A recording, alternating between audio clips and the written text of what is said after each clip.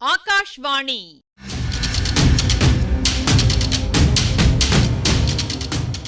பொன்னியின் செல்வங்கள் வாசிப்பும் ஆய்வும்.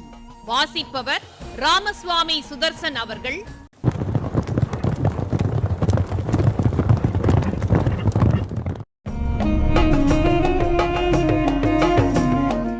சோமன் சாம்பவன் சுரங்கப்பாதை திறந்த இடத்தின் அருகில் வந்து பீதியுடன் உட்கார்ந்து கொண்டான்.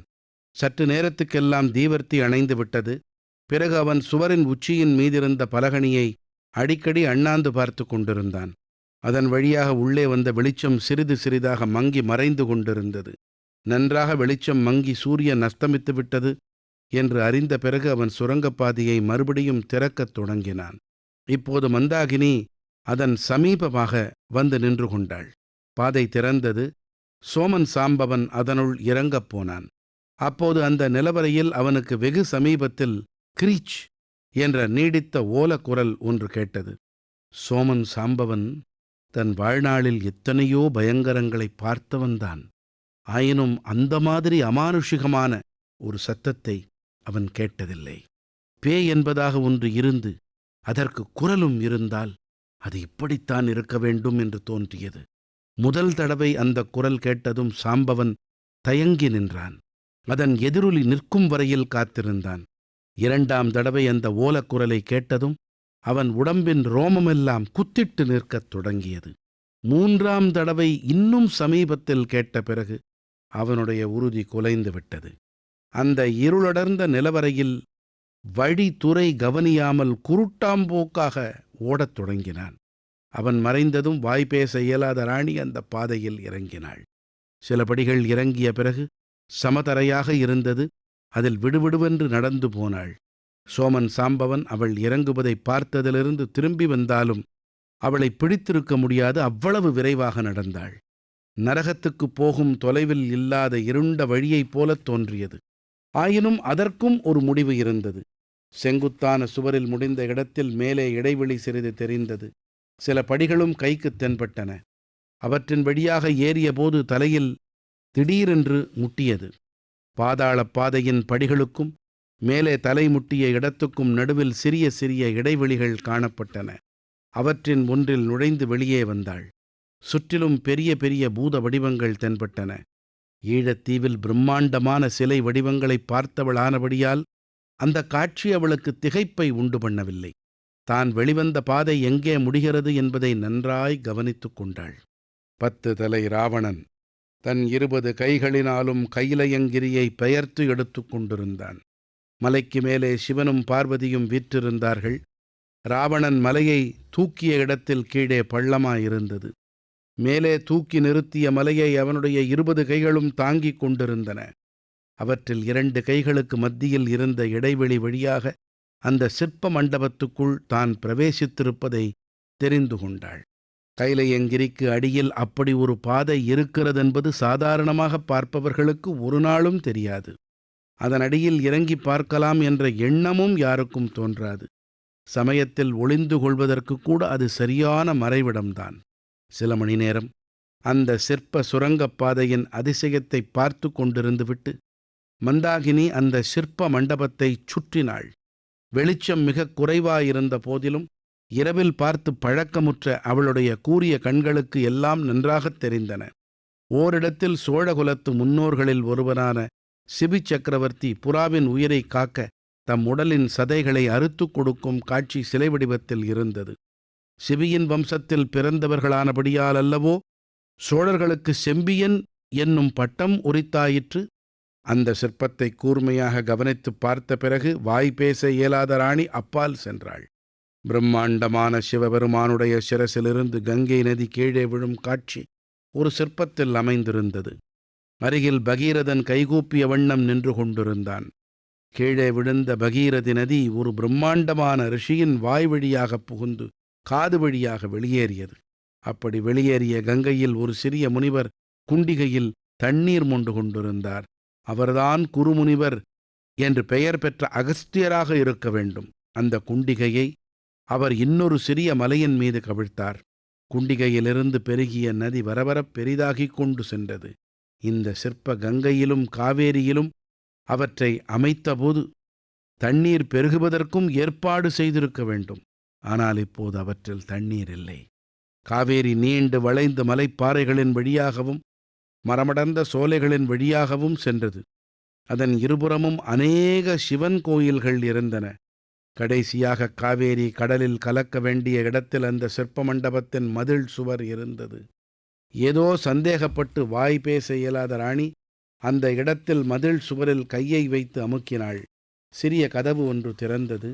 அதன் வழியாக வெளியேறிய இடம் அரண்மனை தோட்டம். அதற்கு அப்பால் வெகு சமீபத்தில் அரண்மனையின் உன்னதமான மாடங்கள் காணப்பட்டன. சுற்றுமுற்றும் பார்த்தாள். மயங்கிய அந்தி மாலையின் வெளிச்சத்தில் தோட்டத்தில் யாருமில்லை என்று தெரிந்தது. பழுவேட்டரையரின் தோட்டத்தில் விழுந்து கிடந்தது போலவே இங்கேயும் மரங்கள் முறிந்து விழுந்து கிடந்தன. ஆகையால் தோட்டத்தில் யாராவது இருந்தாலும் அவள் சிற்ப மண்டபத்திலிருந்து வெளிவந்ததை பார்த்திருக்க முடியாது. இன்னும் நன்றாய் இருட்டட்டும் என்று சிற்ப மண்டபத்தை ஒட்டியே நின்று காத்திருந்தாள். ஒருவேளை கையில் வேலையுடைய அந்த யமகிங்கரன் வந்தாலும் வரக்கூடும்.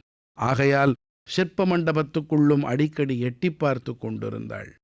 அரண்மனையின் தீபங்கள் ஒவ்வொன்றாய் சுடர்விட்டு எரியத் தொடங்கின. சிறிது நேரத்துக்கெல்லாம் அரண்மனை முழுவதும் ஒரே ஜெகஜோதியாக காட்சியளித்தது. கீழறைகளில் ஏற்றிய தீபங்கள் பலகணிகளின் வழியாக வெளியில் ஒளி வீசின. மேல் மாடங்களில் ஏற்றிய தீபங்கள் வானத்து நட்சத்திரங்களுடன் போட்டியிட்டு கொண்டு பிரகாசித்தன. ஐயோ, பகல் வேளையை காட்டிலும் இரவு மிகவும் அபாயகரமாகத் தோன்றுகிறதே என்று மந்தாகினி எண்ணினாள். அரண்மனையை நாலுபுறமும் நன்றாக உற்று பார்த்தாள். சிற்ப மண்டபத்துக்கு சமீபமாக இருந்த அரண்மனை பகுதியிலே மட்டும் அதிக விளக்குகள் இல்லை என்பதை கவனித்து கொண்டாள். காவேரி வெள்ளத்திலிருந்து தான் எடுத்து காப்பாற்றிய தன் உயிருக்குயிரான செல்வகுமாரனை இலங்கையில் கொல்ல முயற்சித்த பாதகனும் அவனுடைய தோழனும் அரண்மனையின் இந்த பகுதியில்தான் மேல் மாடத்தில் ஏறி நின்றார்கள். ரவிதாசன் இன்னொருவனிடமிருந்து வேலை வாங்கி யார் மீதோ எரிவது போல குறிபார்த்த இடம் இதுதான். நல்ல வேளையாக இந்த பகுதியில் அதிகமாக தீபங்கள் ஏற்றவில்லை. அதற்கு காரணம் யாதாக இருக்கலாம்? நல்லது, அதுவும் சீக்கிரத்தில் தெரிந்து போகிறது. நன்றாக அஸ்தமித்து அரண்மனை தோட்டத்தில் இருள் சூழ்ந்தவுடனே மந்தாகினி சிற்ப மண்டபத்தின் வாசலிலிருந்து மிரண்டு ஓடும் மானின் வேகத்துடன் பாய்ந்து சென்று அரண்மனையை அடைந்தாள். அரண்மனையின் அந்த பின்பகுதியில் வட்ட வடிவமான தாழ்வாரங்களும் அவற்றை தாங்கி நின்ற வரிசை வரிசையான தூண்களும் பல இடங்களில் மேன்மாடத்துக்கு ஏறும் படிக்கட்டுகளும் காணப்பட்டன. தாழ்வாரங்களில் பெரிய விருந்துகளுக்கு சமையல் செய்ய உதவும் பிரம்மாண்டமான தாமிர பாத்திரங்கள், பழசாய்ப்போன தந்த பல்லக்குகள், ஒடிந்த சிங்காதனங்கள், இப்படி பல பொருட்கள் இருந்தன. அவற்றின் மத்தியில் சிறிது நேரம் சுற்றி பார்த்துவிட்டு மந்தாகினி கடைசியாக ஒரு படிக்கட்டின் மீது துணிந்து ஏறினாள். கீழே இருந்தது போலவே மேன்மாடத்திலும் வட்ட வடிவமான தாழ்வாரங்களும் அவற்றின் மேற்கூரையை தாங்கிய சித்திர விசித்திரமான தூண்களும் வேலைப்பாடு அமைந்த பலகணிகளும் நிலா முன்றில்களும் அவற்றில் பளிங்குக்கல் மேடைகளும் காணப்பட்டன.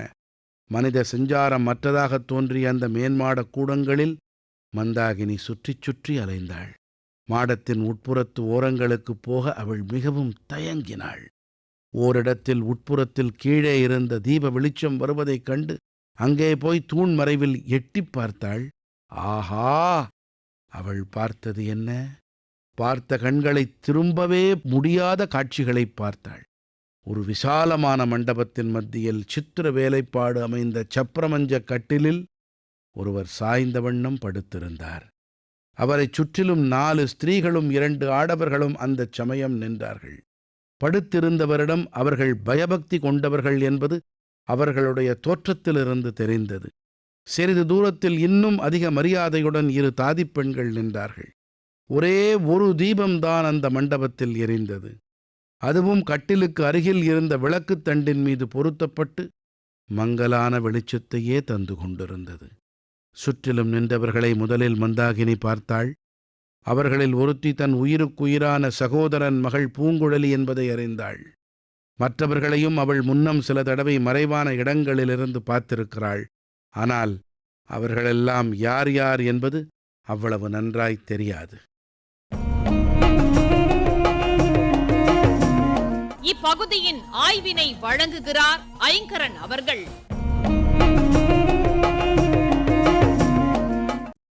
பயம் ஏற்படுவதற்கான அடிப்படை காரணம் நிச்சயமற்ற நிலைன்னு உளவியல் சொல்லுது.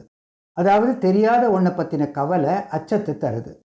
கண்ணுக்கு தெரியாத அருவங்களை பற்றி காலங்காலமாக மிகைப்படுத்தப்பட்டு உலாவிக்கிட்டு வர கதைகள் அடிமனசில் பதிவாகி இருட்டின் பின்னணியில் திகிலை முட்டி விடுகின்றன. பாஸ்மோஃபோபியா என்கிற இந்த பீதி தாக்குதலை பேய் விருளின்னு குறிப்பிடுறாங்க. பழுவேட்டரையரின் ஆட்களிடம் சிக்காம மதில் சுவர் மேலே சாஞ்சபடி வந்தியத்தேவன் குட்டி தூக்கம் போட்டது நினைவிருக்கும். ஏதோ குரல் கேட்டு தூக்கம் கலைஞ்சுது. அந்த சூழல் வேதாளத்தை நினைவுபடுத்திடுச்சு. வேதாளம் பேசுமா? மனித குரல்ல பேசுமா? அதுவும் பெண்ணின் குரல்ல பேசுமான்னு பீதி ஏற்பட்டது. இப்போ சோமன் சாம்பவன் இருக்கிற சூழ்நிலை இன்னும் பயங்கரமானது. பேய்னு ஒன்று இருந்து அதுக்கு குரலும் இருந்தா அது இப்படித்தான் இருக்கணும்னு தோணினதும் கொஞ்சமும் யோசிக்காம அந்த இருட்டில் ஓட்டம் பிடிச்சான். பயத்தின் பலத்தை எப்படி மந்தாக்கினி தேவி பயன்படுத்தினாங்க பாருங்க. நீடிச்ச ஓலக்குரலும் எதிரொலியும் கேட்டு சோமன் சாம்பவன் பட்ட பாட்டை பார்த்தோம். எக்கோ என்கிற எதிரொலியை விட ரெவர்பரேஷன் என்கிற ஒலி அதிர்வு எழுப்புற அச்ச உணர்வுக்கு காரணம் மூல ஒலி நின்னப்பறமும் அதன் வாலை போல தொடரும் தெளிவில்லாத முனங்கொலி. அதாவது மூல ஒலி எதிரொலியாக திரும்புறதுக்குள்ள இந்த முனங்கொலி குறுக்கிட்டு அடுக்கடுக்கா பய அலைகளை அனுப்பவே நடுங்கி போய் ஓட்டம் பிடிச்சான். சிற்ப மண்டபத்தில் ராவணன் கைலை மலையை பேர்த்து எடுத்து கொண்டிருக்கிற காட்சி பற்றி. குபேரனை ஜெயிச்சப்புறம் புஷ்பக விமானத்தில் வந்துகிட்டு இருந்த ராவணனால கைலை மலை மேலே போக முடியல. அகங்காரத்தோட அதை பேர்த்து எடுக்க முற்பட்டான். ஈசன் விளையாட்டா தம் விரல் நுனியை ஊன்றினதும் அரக்கன் மலைக்கு அடியில் சிக்கிக்கிட்டான். அப்பர் சொல்றார், பெருவிரல் இறைதான் ஊன்ற பிறையெயிறு இலங்க அங்கா தருவரை அணைய தோளான் அரக்கன் அன்று அலறி விழுந்தான். இருவரும் ஒருவனாய உருவம் அங்கு உடைய வள்ளல் திருவடி சுமந்து கொண்டு காண்க நான் திரியுமாறு. மலைக்கு அடியில் இருந்த ராவணனால 20 கைகள் இருந்தும் ஈசனின் ஒரு விரல் அழுத்தத்தை தாங்க முடியல. நான் 2 கைகளால் இறைவனின் திருவடிகளையே தாங்கி நிற்கிறேன். நான் தானே வல்லவன். பாகீரதி நதி ஒரு ரிஷியின் வாய் வழியே புகுந்து காது வழியே வெளியேறிய வரலாறு பற்றின குறிப்பு. கங்கை பூமியில் இறங்கின போது ஏற்பட்ட வெள்ளம் ஜஹ்னு என்னும் ரிஷியின் யாகசாலையை சேதப்படுத்திட்டது. கோபம் கொண்ட ரிஷி கங்கையை அப்படியே குடிச்சிட்டார். பகீரதனின் வேண்டுகோளுக்கு இணங்கி மன்னிச்சு கங்கையை காது வழியாக வெளிப்படுத்தினார். இதனால் அவரது மகள்னு கருதப்பட்டு ஜான்ஹவிங்கிற பேர் கங்கைக்கு வந்துடுச்சு. நல்லது, கங்கைக்கு இன்னொரு பேர் மந்தாக்கினி அல்லவா? இந்த மூதாட்டி வெளிப்பட்டதால் அடுத்து என்ன நடக்க போகுது? பொன்னியின் செல்வங்கள் வாசிப்பும் ஆய்வும் கேட்டீர்கள். வாசித்தவர் ராமசுவாமி சுதர்சன் அவர்கள். ஆய்வினை வழங்கியவர் ஐங்கரன் அவர்கள். படைப்பு சென்னை வானொலி நிலையம்.